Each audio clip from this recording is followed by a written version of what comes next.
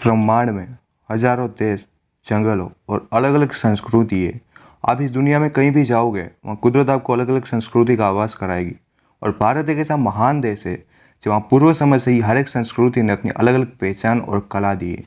मगर आज हम आपको ऐसी संस्कृति से परिचित कराने वाले हैं जिसे दुनिया ने कोई खास पहचान तो न दी, लेकिन अपनी खुद की पहचान को भी कलंक बना दी। इससे पहले हम आपको इसकी संस्कृति के बारे में बताएं, थोड़ा जान लेते हैं इसके इतिहास के बारे में। दोस्तों, इतिहास तो कुछ यूँ है कि आप जानते हैं कि रूपेण बंदर द्वारिका में स्थित है और इसके पड़ोसी जिलाओं में वेरावल, पोरबंदर और मांगरोल जैसे शहरों का समावेश होता है।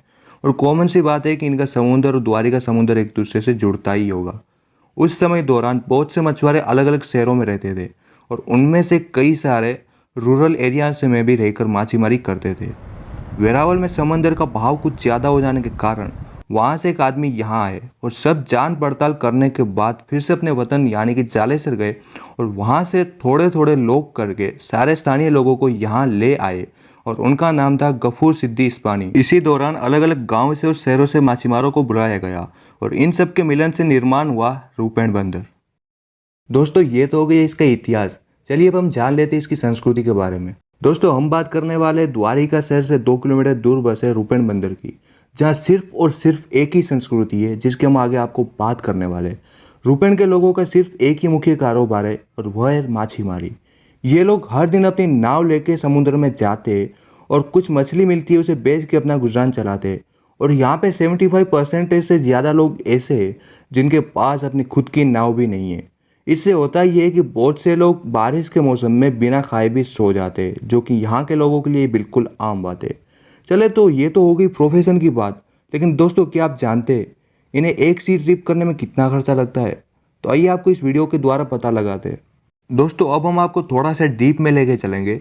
इससे पहले हम आपको बता दें कि अगर आप धर्म विवाद में ज़्यादा इंटरेस्ट रखते हो और एकदम कट्टर इंसान हो तो मेहरबानी करके इस वीडियो को यहीं पे छोड़ दे, क्योंकि आगे जाके ऐसी बातों का खुलासा होने वाला है जिससे हो सकता है आप असहमत हो। जैसा कि इसका टाइटल है उसी हिसाब से यहाँ के लोगों से दुर्व्यवहार किया जाता है।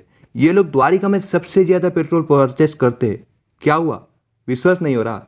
कोई नहीं, चलो हम थोड़ा गणित लगाते हैं। आप दिन में अपनी बाइक या कार में ज़्यादा से ज़्यादा 100 से 1000 तक का पेट्रोल फिल करवाते होंगे, लेकिन कभी आपने एक ही दिन में, दोस्तों गौर कीजिएगा कि आपने एक ही दिन में एक साथ 300 लीटर से ज़्यादा पेट्रोल खरीदा है? नहीं ना। लेकिन यहाँ सिर्फ एक नाव का 300 लीटर से भी ज़्यादा पेट्रोल होता है और उसी तरह यहाँ पे 1000 से भी ज़्यादा नाव है।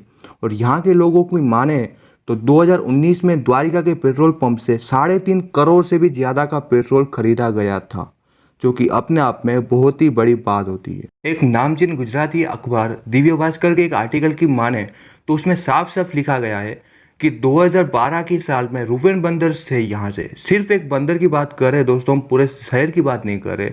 ये एक बंदर से नेशनल लेवल पे 300 करोड़ का और इंटरनेशनल लेवल पे 100 करोड़ से भी ज़्यादा का टर्नओवर हुआ था, जिसे आप साफ साफ नीचे दिए गए लिंक से जाकर साफ साफ आर्टिकल में पढ़ सकते हो अगर आप इंटरेस्टेड हो तो। आप किसी भी चीज़ में इन्वेस्टमेंट करोगे तो वहाँ आपको कुछ ना कुछ रिटर्न जरूर मिलता है। मगर दोस्तों, ये एक ऐसा बिजनेस है जहाँ आपको अपनी मेहनत से करना है। जो कुछ भी करना है आपको अपनी मेहनत से करना है। अगर कुछ मिला तो ठीक, वरना फिर कल से यही रूटीन शुरू कर लेते हैं। और दुख की बात तो ये है कि इतना सब करने के बावजूद इनको एक आत्मसम्मान भी नहीं मिलता। खैर, ये तो दूर की बात है, मगर इन्हें ठीक से अच्छा पानी तक पीने को नहीं मिलता। दोस्तों, हम और आप तो अच्छा और शुद्ध पानी पी रहे हैं, लेकिन यहाँ के लोग जो पानी पीकर अपना जीवन गुजार रहे, अगर वही पानी किसी सिटी में रहने वाले शख्स को पिलाया जाए तो हो सकता है वो बीमार पड़ जाए। फिर भी कुदरत का करिश्मा है कि यहाँ के सभी लोग हेल्दी है। दोस्तों, आप आपसे सवाल पूछोगे कि भाई हम भी इनकी तरह गरीब है, कम से कम ये सब रोजगार तो हम तो वो भी नहीं है, तो परेशानी क्या है? दोस्तों, ज़िंदगी में हर चीज़ पैसा ही नहीं होता। अगर आप बाहर निकलते और दुनिया आपका मजाक उड़ाती है तो उस पैसे का क्या करोगे? पैसे से इज्जत नहीं खरीदी जा सकती ना। जब यहाँ के लोग कुछ कमा के या बचा के त्योहार पे अपने बच्चों और परिवार के साथ शॉपिंग के लिए जाते तब उनसे एकदम खराब व्यवहार किया जाता है, क्योंकि वे रूपेण बंदर के रहने वाले। समझ रहे हैं आप? अगर यहाँ का कोई बच्चा एजुकेशन के लिए स्कूल जाते, अब कॉमन सी बात है कि वो गवर्नमेंट स्कूल में ही जाएगा, तो उन बच्चों को अपने नाम से नहीं बल्कि बंदरगाई कहकर बुलाते। और बंदरगाई यानी कि बंदरिया यहाँ के गुजराती में कहना है, और बंदरिया का मतलब होता है मंकी, यानी कि अपने गांव के नाम से जोड़ दिया जाता है। और ये सब चीप हरकतें करने वाले कोई पागल और आम इंसान नहीं होते, बल्कि हमें अनपढ़ में से पढ़ा लिखा इंसान बनाने वाले हमारे टीचर्स ही होते हैं। अब दोस्तों आप ही एक बात सोचो कि आप एक तो लो कास्ट में से बिलोंग करते हैं, ऊपर से आपका गांव भी गरीब है, और जब आप पढ़ाई को जाओगे तो आपको इस तरह से बुलाया जाए तो आपको कैसा एहसास होगा।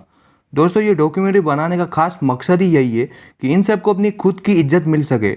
ये लोग सब अपना काम मेहनत से करके कमाने वाले लोग हैं, फिर भी इनमें से कई नौजवान ऐसे हैं जो अपने लिए और अपने देश के लिए कुछ पढ़ लिख कर करना चाहते हैं, लेकिन अधिकारी इनका नाम और प्लेस जानकर आगे नहीं बढ़ने देते। और अंत में होता है ये कि टैलेंटेड लोगों को भी ना चाहते हुए फिशिंग का काम करना पड़ता है। जब भी कुदरती आपत्तियों के कारण मछुआरे लोग जब समुद्र में फंस जाते हैं, तब पुलिस के साथ साथ यहाँ के लोग भी सहायता के लिए जाते हैं।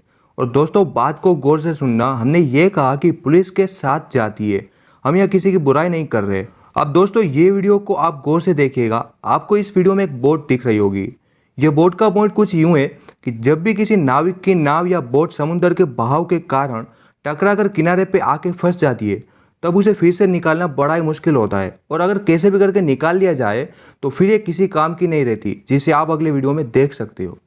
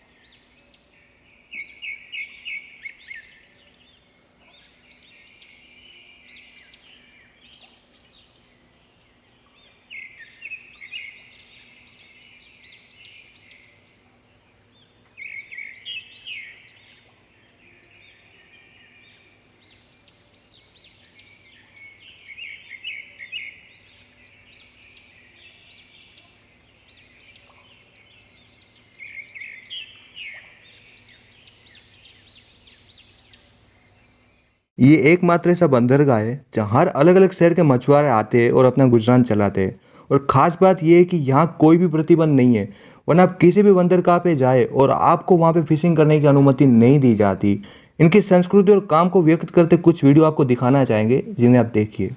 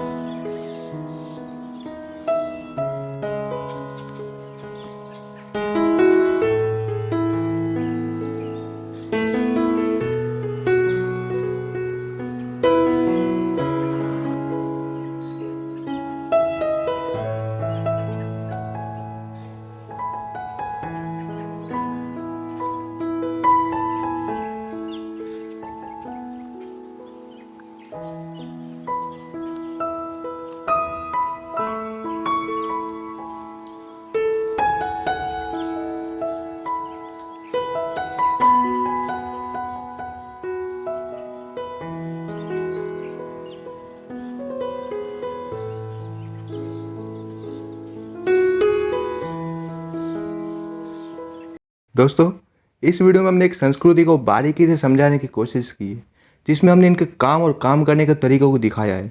दोस्तों, इस डॉक्यूमेंट्री का मकसद कोई धर्म, जाति या सरकार को ठेस पहुंचाना नहीं है। फिर भी आप किसी बात से असहमत और नाराज है तो आप हमें इंस्टाग्राम पे डीएम कर सकते हो। और अगर आपको ये वीडियो थोड़ा सा भी अच्छा लगा हो, इस वीडियो को सारे देश में फैला दे। और अगर इस वीडियो को आपका प्यार और सपोर्ट मिला तो हम आगे फ्यूचर में इसका पार्ट 2 लाने की कोशिश जरूर करेंगे। Thanks for love and support.